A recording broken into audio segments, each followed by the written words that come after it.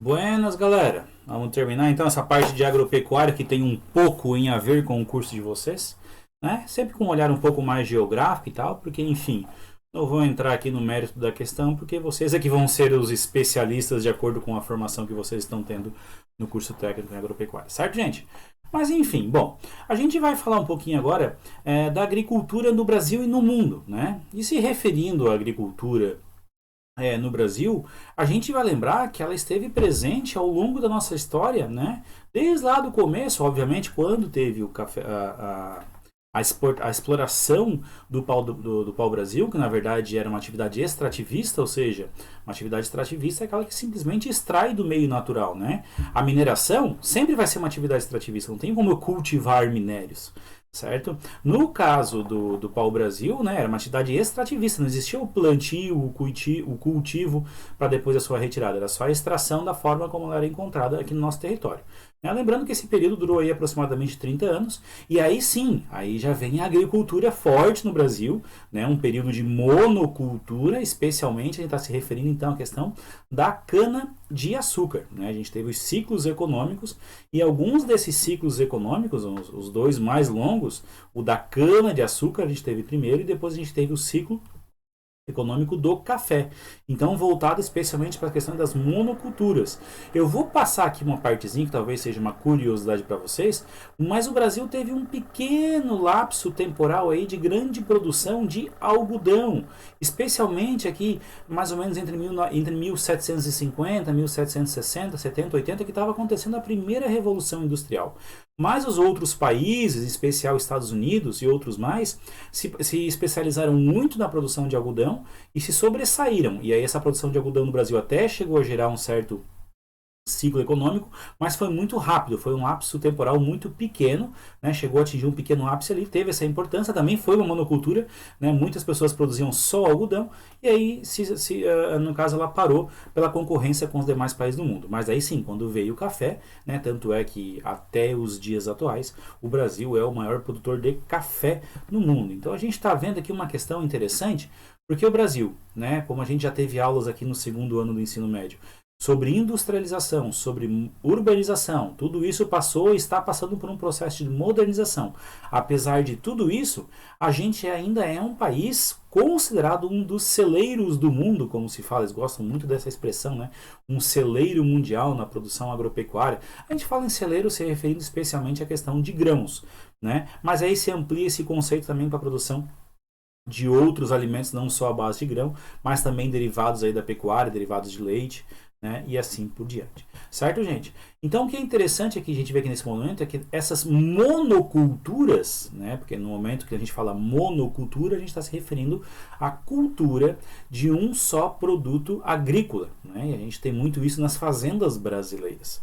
Né? A gente já vai discutir sobre essa situação porque a gente tem um misto entre grandes fazendas, pequenas propriedades rurais, né? Sobre os sistemas de monocultura e o sistema de policultura, como é que está distribuído essa caracterização ao longo do território brasileiro. Mas enfim, a gente é um dos países mais urbanos do mundo, né? A gente chega aí na próxima casa de 85, 86% de urbanização da população brasileira, né? Um país comparado aos demais aí do mundo muito bem industrializado, e apesar disso a gente não perdeu aquelas características que a gente conquistou ao longo da história, né, devido a esses processos, a esses ciclos econômicos que a gente sofreu aí durante o nosso período colonial e até mesmo o nosso período republicano. Ok? Bom, como eu falei para vocês, né, a gente teve esses ciclos econômicos, e isso está presente na nossa história. Certo? A gente está presente na nossa história pelas questões da distribuição de como era cultivado isso. Isso trouxe também outros conhecimentos no ramo da agropecuária. Porque se eu trouxe a cana-de-açúcar, né, se os trouxeram aqui para o nosso território essa fonte de renda, para se aproveitar do território e ao mesmo tempo povoar ele, garantir esse território como pertencente a Portugal, né, a agricultura de subsistência também teve que se fazer presente aqui no Brasil. Obviamente, a cana-de-açúcar era a principal produção, mas as pessoas que aqui estavam precisavam de alimentos que também deveriam ser produzidos aqui. A partir desse momento, começou a se desenvolver práticas de agricultura de subsistência, né? Então a produção de alimentos em si, porque a cana-de-açúcar não era, o objetivo não era produzir alimentos só para quem estava aqui, mas especialmente para exportação. Isso é uma característica da agricultura de exportação, que a gente já falou na aula anterior, né, das características lá, das classificações, que é o sistema de plantation, né? Ou seja, uma agricultura voltada especialmente para exportação e não para abastecer o mercado interno. Ok? Então, práticas pecuaristas também começaram a se desenvolver por aqui pelo nosso território, em virtude dessas plantações de cana-de-açúcar, né? E a descoberta, então, conforme foi se desenvolvendo ao longo da história a monocultura da cana-de-açúcar, né, a atividade dos trabalhadores que aqui estavam, que precisavam da subsistência para poder residir aqui, né, se baseou na agricultura de subsistência, baseou nas pequenas atividades pecuaristas, e conforme o tempo ia passando, experimentos, digamos assim, não no sentido mais científico de todos, mas no sentido daquilo que aqui dá, aqui não dá, aqui plantar colhe, aqui plantar não colhe, aqui não vinga, não vinga, não vinga, aquela história, né? De ir fazendo testes aí para ver o que poderia ser produzido aqui no solo brasileiro, de acordo com as características climáticas, de acordo com as características geológicas, ou seja, a fertilidade do solo e assim por diante, né? Mas no meio de tudo isso, desses fatores históricos, a gente está falando aqui especialmente do primeiro ciclo econômico da cana-de-açúcar, mas que isso continua acontecendo com os outros ciclos, né? O contato com as culturas indígenas, porque existiam alimentos, né, que eram produzidos na Europa e que eram produzidos aqui no Brasil e não se tinha conhecimento, obviamente, porque não tinha acontecido, entre aspas, descobrimento, né? Mas com o passar do tempo, com esse desenvolvimento e com o contato com as culturas, também se desenvolveu isso. E não só indígena, porque a gente também teve a cultura, né, das pessoas que vieram da África, né, não vieram à sua vontade, né, vieram à força, os escravos e tal, mas trouxeram consigo a sua cultura, né, os seus conhecimentos agropecuários e tudo mais. Então tudo isso enriqueceu muito, né, trouxe muito conhecimento, ajudou muito a desenvolver o que hoje transformou o Brasil numa potência, né, mundial aí no que diz respeito a esses quesitos. Bom, no meio de tudo isso, eu vou acelerar aqui a história, porque a gente tem que ir diretamente agora ao que interessa mais a gente, que são os produtos, as características da agricultura brasileira, né? A gente vai falar de novo aquilo que aconteceu ao longo do tempo, que foi a Revolução Verde, que continua acontecendo, né? Que, obviamente, o objetivo é acabar com a fome. Hoje não é nem tanto acabar com a fome, porque a gente já falou, não vai cansar de repetir que hoje não falta alimento no mundo para alimentar a população mundial inteira. O que falta, na verdade, é dinheiro para comprar esse alimento. Então a questão principal está na distribuição de renda e não na distribuição de alimentos, ok? A distribuição de alimentos vai obedecer à distribuição de renda, né? Obviamente quem está preocupado em produzir hoje não está preocupado em produzir, a gente está falando de mundo capitalista, isso é verdade. Não vamos aqui ser hipócritas e dizer, não, eu quero produzir para alimentar todo mundo. Então baixa o preço do produto ou doa, entendeu? Então na verdade a gente está num mercado que busca o lucro, certo? Então eu quero produzir mais para lucrar mais. A questão de resolver o problema da fome mundial, não usa isso como desculpa, tá? Aumentar a produtividade. Então tem várias questões aqui, mas o especial da Revolução Verde, e sim foi as grandes produções que começaram a acontecer, derivado do conhecimento, derivado de novas culturas, do maquinário, da tecnologia, da genética, tudo isso fez com que a produção aumentasse muito, né? Então o conhecimento envolvido dentro do mundo agropecuário trouxe uma produção muito grande aí, e aí trouxe esses benefícios para a produção, certo, gente? Além do que, os próprios defensivos agrícolas, fertilizantes, né? Até aqui embaixo aparece os transgênicos, por que não, né? Também ajudaram a aumentar muito a produção. Enfim, toda essa situação aí. Ok, gente? Bom, os benefícios que a gente tem na questão geográfica para o Brasil ser muito forte, ser assim tão destacável no setor agropecuário internacional. Bom, primeiramente, o Brasil eu lembro que eu falei já isso para vocês numa outra aula para vocês, e eu ia falar agora que o Brasil é a quinta maior população do mundo, né? Mas neste ano de 2020 o Paquistão, acho que é o Paquistão, passou o Brasil, né? E o Brasil passou então a ser o sexto país mais populoso do mundo, não é mais o quinto, ok? A gente é um mercado consumidor muito grande, então. Então, a agricultura do Brasil, obviamente, a gente tem muitas trocas comerciais com outros países, mas a agricultura trabalha muito para abastecer o próprio mercado interno, ou seja, o próprio consumo brasileiro aí. Não só no que diz respeito às pessoas, mas também aos animais, né? A produção de ração. A gente está falando, quando eu estou falando em ração, não é para pensar em cachorrinho, gato, essas coisas, não. É para pensar em gado, né? Para pensar em animais grandes aí que também, no sistema de confinamento, utiliza-se ração, então, para o seu alimento, ok? Um vasto território agricultável, ou seja, a gente tem um relevo muito bom, né, no que diz respeito ao nivelamento, a qualidade do solo também, né, a qualidade do solo também, presença de solos férteis, né, a gente traz sempre em destaque o massapê, muito encontrado no Nordeste brasileiro, mas na região mais próxima ao litoral, onde tem as grandes plantações de cana-de-açúcar, né, um solo muito, muito fértil, que também tem presença no sertão nordestino, só que para ele se tornar bem fértil tem que chover. Aí o problema é que não chove, né? E quando chove não é o suficiente para manter a produção durante um bom período aí, ok? E a gente tem aqui no sul aqui do Brasil também, pega aí o sul do Paraná, desculpa, a parte planáltica do Paraná, a parte planáltica aí eu tô falando planáltica quando os relevos um pouco mais elevados, né? Acima aí de 500, 600 metros de altitude. Sul de São Paulo, Paraná, pedaço de Santa Catarina, que é a famosa Terra Roxa. Apesar do nome, ela é vermelha porque roxo em italiano, quando os italianos chegaram aqui e viram essa terra, né, rica em ferro, por isso da cor avermelhada. Vermelho em italiano é rojo, roxo, roxo. Rojo é em espanhol, né? Roxo é em italiano. Mas aí a tradução desse roxo é vermelho, por isso que tem esse nome, né? Além do que a gente tem um clima favorável e diversificado. Como é que o clima é favorável e diversificado? É porque ele vai ser favorável de acordo com a produção que eu quero. Então eu tenho ao longo do território brasileiro várias situações climáticas, né? Ou seja, ele é diversificado em várias situações que dependendo do produto ele é benéfico. Ou seja, eu tenho um clima que é um lugar onde chove bastante, eu tenho um clima onde chove menos, eu tenho um clima onde é alternado, eu tenho um clima onde tem temperaturas mais baixas. Então, dependendo da produção, ela vai se adaptar ao clima e eu encontro essa diversidade de clima que são favoráveis às diversas produções ao longo do território brasileiro. Certo? Então, mais ou menos é isso aí. Então, a gente tem vários fatores aí, outros mais que a gente pode agregar aí, né? Mas esses são os principais que faz com que a gente seja um grande produtor agropecuário, né? No que diz respeito à comparação com o resto do mundo. Bem? Bom, o agropecuária no Brasil hoje, a gente vai fazer uma comparação aqui entre as grandes propriedades e as pequenas propriedades. Eu já botei aqui o João Dery aqui, né, o verdão aqui, ó, o cobiçado João Dery, né, com GPS aqui em cima, já tudo bonitão, tracionado, aquela coisa toda, né? Motor de Shinerai.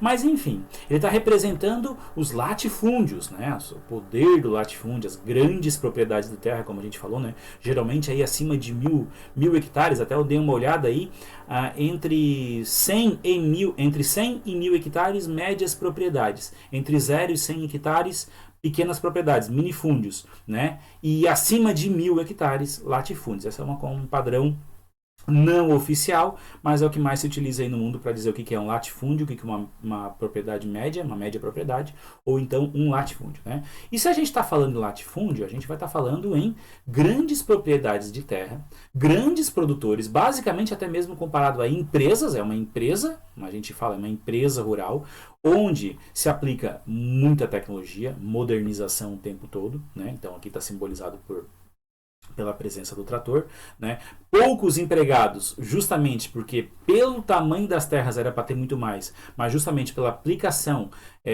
do maquinário, da tecnologia, o número de empregados vai ser bem menor, né? Monocultura, essencialmente, geralmente vai voltado para uma agricultura, uma cultura só, como a gente vê no Centro-Oeste, ou se produz milho, produz só milho aquela propriedade, se aquela produz algodão, só algodão, né? O que mais chama atenção no Brasil atualmente é a soja, né?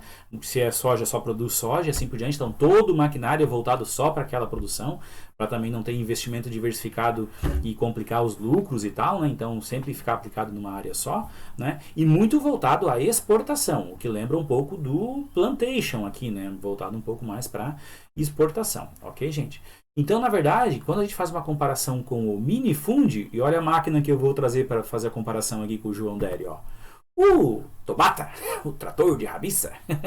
Tobata é o nome popular, né? Mas enfim, ele está representando então os minifúndios, as pequenas propriedades, né? Que às vezes fica no misto do rústico e do moderno, porque não é porque tem menos de 100 hectares que ele é rústico. A gente tem vários exemplos aqui mesmo na nossa região, inclusive a cidade de Iturva, em Santa Catarina, é a cidade do Brasil com o maior número de máquinas agrícolas por habitante, que é considerado então a capital da mecanização agrícola brasileira. Por muito tempo, não sei se ainda continua com esse título, mas é bem evidente que tem propriedades aí de 30, 40, 50, 60, 100 hectares com muita tecnologia envolvida, com muito maquinário. Então não é uma regra, o que eu estou trazendo aqui é umas características que geralmente se apresentam dessa forma, ok? Mas que não é regra, que pode acontecer, que é o exemplo que eu estou dando justamente da cidade de Turvo, ok? Então existe um misto também de moderno e rústico, porque ao mesmo tempo que o cara tem um trator, tudo está tudo voltado, por exemplo, aqui para a nossa região, para a produção de arroz. Mas quando ele vai lá para o milho, ele não tem um maquinário grandão para produzir com milho, então ele tem um maquinário mais simples, um negócio mais rústico,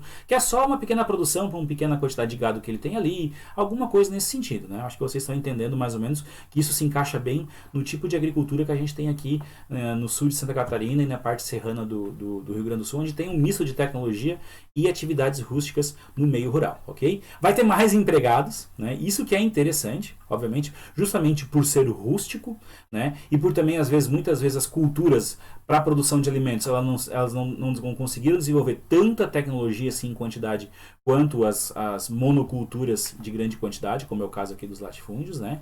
Então, percentualmente, os minifúndios empregam muito mais pessoas do que os latifúndios, tá? Isso está em qualquer gráfico que vocês podem procurar aí, é isso mesmo, né? Sistema de policulturas, então as pequenas propriedades geralmente elas não produzem uma coisa só, produzem diversas, e está muito mais voltado para o mercado interno, justamente pela produção de alimentos para abastecer o mercado interno, certo, gente? Então, basicamente, é uma comparação rápida e que traz para nós uma boa caracterização do que é a agricultura no Brasil. Se a gente pegar o mapa brasileiro, né, a gente vai ver como isso se distribui ao longo do território, onde a gente vai lá para o centro-oeste vai encontrar mais grandes propriedades, vai vir aqui para o sul as propriedades vão ser menores, por questões geográficas também, por questões históricas, culturais, enfim, tudo isso aí tem que ser levado em consideração, certo, gente? Bom, aquilo que eu falei para você, a estrutura fundiária no Brasil. Olha só esse gráfico aqui, os percentuais, ok? 29, praticamente quase, né, 30% do território brasileiro é ocupado por 90% dos imóveis. Dá uma paradinha aqui que vocês têm que prestar atenção no que está sendo mostrado aqui para vocês, tá? Esquece o azul, que a gente vai fazer uma comparação mais direta entre o verde que está aqui, acompanha o mouse lá, ó, entre o verde que está aqui e o vermelho, tá?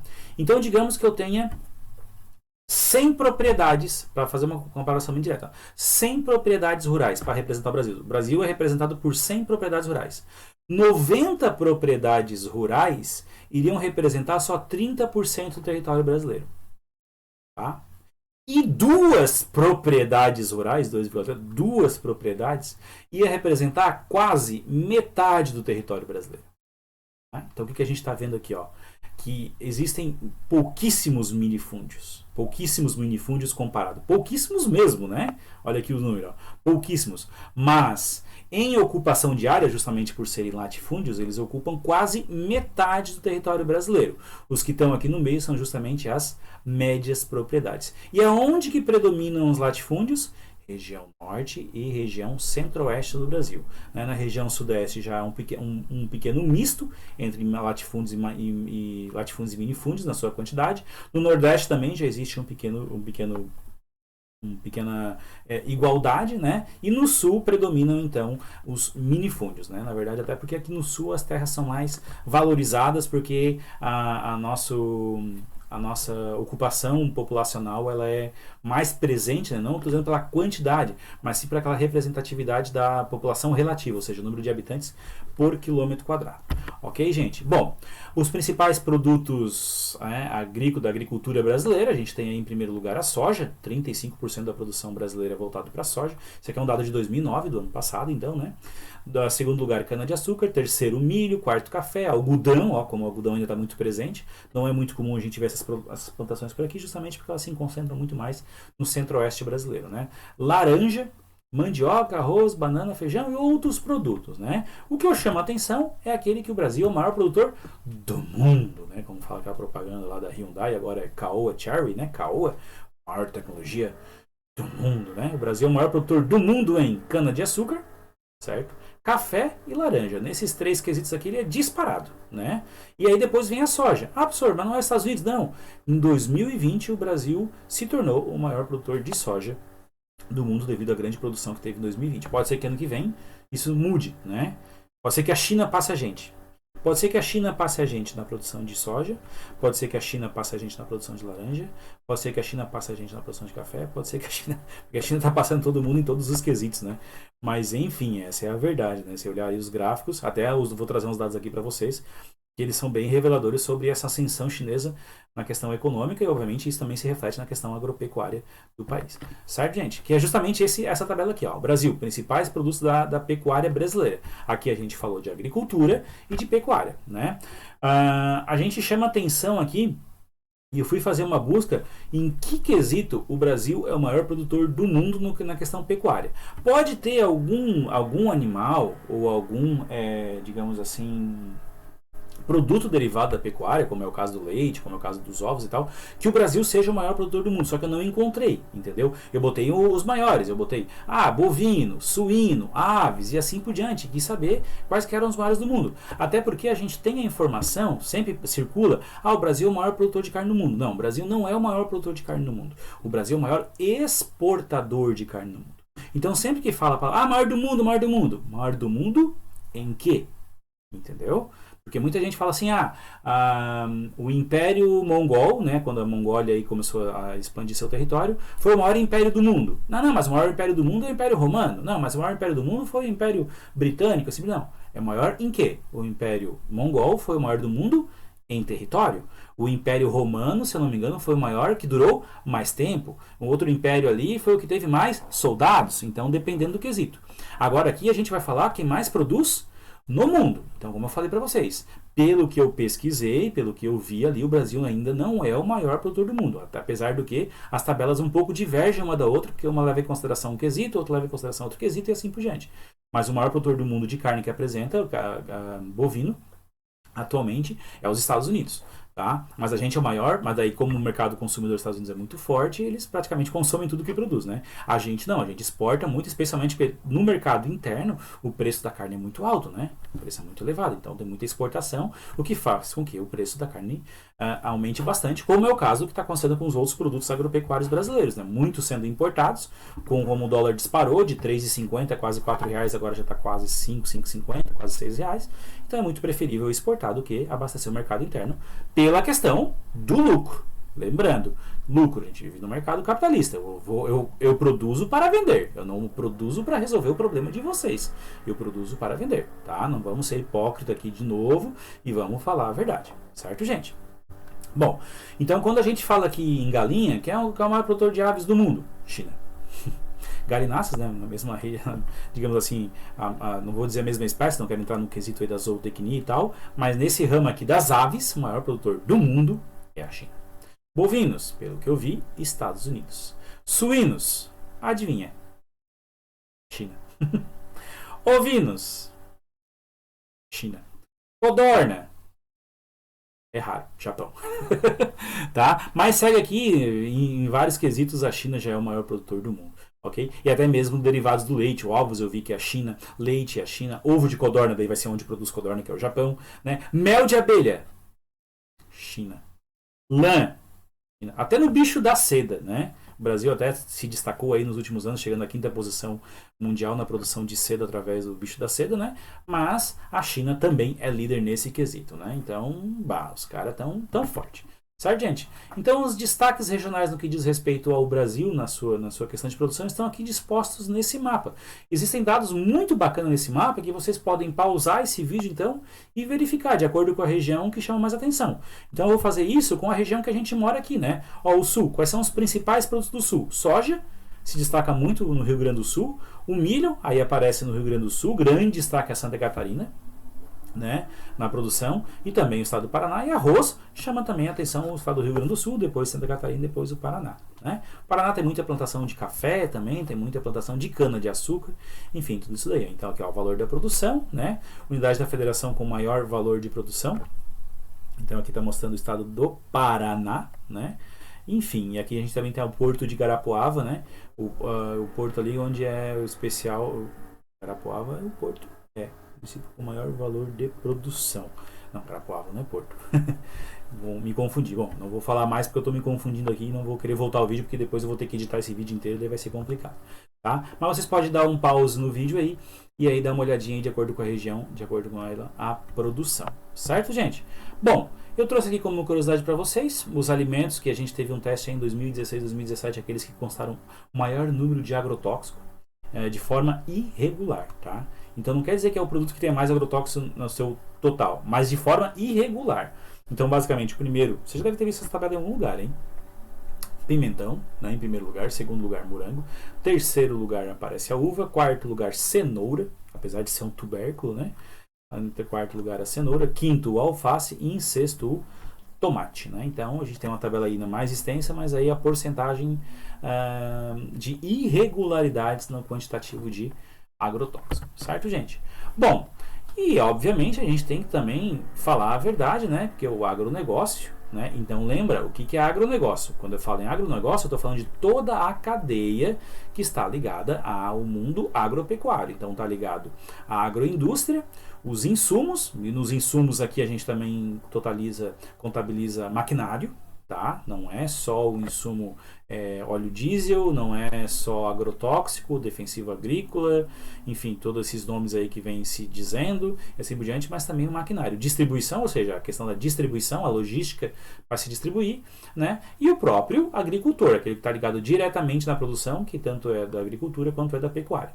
Então, atualmente, 23,5% do PIB brasileiro, ou seja, da soma de toda a riqueza produzida ao longo de um ano, que isso significa PIB, né? Produto Interno Bruto, é a soma de toda a riqueza produzida ao longo de um ano. Então, se a gente pegar o 100% do PIB brasileiro, 23,5% está relacionado ao agronegócio. Porque se eu pegar só agricultura e pecuária, vai corresponder a algo em torno de entre 6% e 8%. Desse total aqui. Aqui está 30%, não, mas é 30% desse 23% aqui, né? Mas se eu pegar isso aqui e dividir, eu quero saber quanto que é o PIB só da agropecuária. Vai dar algo em torno entre 6% e 8%, ok? Então, é importante, importantíssimo, cada vez vem crescendo mais, tem ficando mais forte, né? Mas o Brasil também tem crescido em outras áreas. Enfim, ainda bem, né? A gente tem esse ramo aí muito forte aí no Brasil, cada vez evolui mais, certo? E agricultura no mundo? Bom, esse aqui é um mapa que mostra os lugares que são mais praticadas a agricultura no mundo, que corresponde a 14% do território livre de gelo.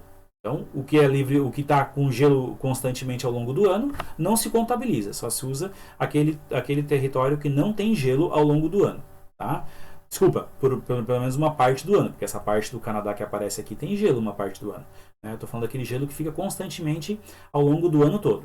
Então, se eu contabilizar essas áreas que não tem gelo pelo menos uma parte do ano, 14% dessas áreas são utilizadas para a agricultura. Ah, professor, mas só 14%? Gente, mas a gente tem, por exemplo, olha só o tamanho do deserto do Saara.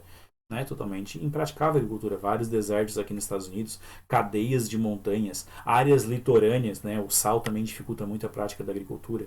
Enfim, toda essa situação aí também são fatores que não deixam todo o território que esteja livre de gelo e livre de tudo mais seja agricultável. Também a própria questão da preservação do meio ambiente, né, que é necessário aí para nós entendermos e vermos também a situação de como está funcionando a questão climática, né. Enfim, toda essa questão da proteção ambiental para não termos uns agravantes aí na questão climática em especial, certo, gente? Então, 14% das áreas da superfície da Terra que não tem gelo constantemente são utilizadas para a agricultura, né? E a agricultura no mundo, ela se divide de uma forma assim, parece que é um misto de Brasil. Tem lugar que é muito tecnológico, tem lugar que não é muito tecnológico, então é um misto de agricultura extensiva e de intensiva. Lembra que a gente já teve essa aula, né? Quando eu falo em agricultura intensiva, eu estou falando de agricultura moderna, com maquinário, com tudo isso, né, com todo o conhecimento e tal. E a agricultura extensiva é aquela agricultura mais, como se chama até mesmo, tradicional, onde necessita de muita mão de obra.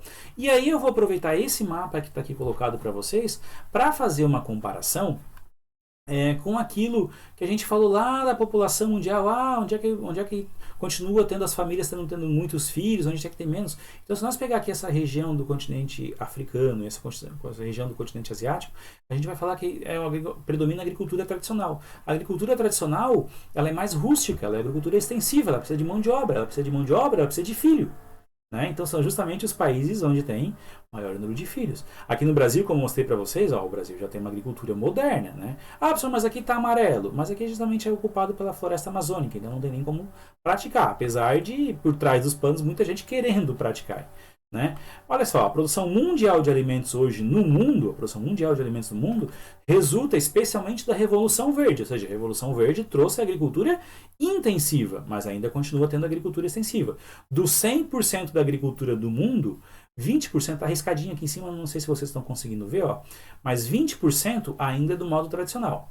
E esse 20% tem muito mais gente trabalhando do que no 80%. Por quê? Porque no 80% eu estou falando da agricultura moderna, ou seja, com maquinário. Certo, gente? Então, basicamente era isso. Acho que vocês compreenderam aí. É uma realidade que vocês acompanham diariamente no dia a dia nas aulas de vocês, que vocês veem produção, vocês falam de produção de alimentos, vocês falam do mundo agropecuário, né? De números, quem está na ponta, novas tecnologias, enfim, tudo isso. Mas eu trouxe aqui um olhar um pouco mais geográfico do mundo agropecuário para vocês. Certo, gente? Um abraço e até mais.